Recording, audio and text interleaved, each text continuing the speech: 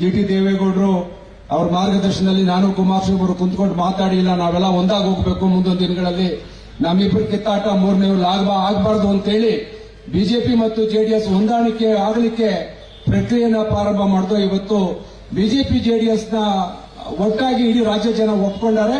ಆ ಒಪ್ಕೊಂಡಿರೋ ಪರಿಣಾಮ ಇವತ್ತು ರಾಜ್ಯದಲ್ಲಿ ಅತಿ ಹೆಚ್ಚು ಸಂಸದರನ್ನ ಗೆಲ್ಲಿಸಿದ್ದಾರೆ.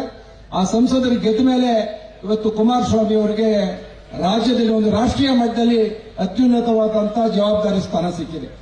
ಬಂಧುಗಳೇ, ಇವತ್ತು ಅವರು ರಾಜೀನಾಮೆಯನ್ನ ಕೊಟ್ಟು ಇವತ್ತು ನಮ್ಮ ಚನ್ನಪಟ್ಟಣ ತಾಲೂಕು ಬಂದಿದ್ದಾರೆ. ನಮಗೆ ಅವ್ರು ರಾಜೀನಾಮೆ ಕೊಡದೆ ಹೋಗ್ಲಿ, ಅವ್ರು ಯಾವಾಗಲೂ ಕೂಡ ನಮ್ಮ ಭಾಗದಲ್ಲಿ, ನಮ್ಮ ಜಿಲ್ಲೆನಲ್ಲಿ, ನಮ್ಮ ರಾಜ್ಯದಲ್ಲಿ ಅವ್ರು ಯಾವಾಗಲೂ ಕೂಡ ನಮ್ಮ ನಾಯಕರಾಗಿ ಇರ್ತಾರೆ. ಅವರ ಕಾರ್ಯವ್ಯಾಪ್ತಿ ಇವತ್ತು ರಾಜ್ಯ ಮಟ್ಟ ಅಲ್ಲ, ರಾಷ್ಟ್ರೀಯ ಮಟ್ಟಕ್ಕೆ ಅದು ವಿಸ್ತರಣೆ ಆಗಿದೆ.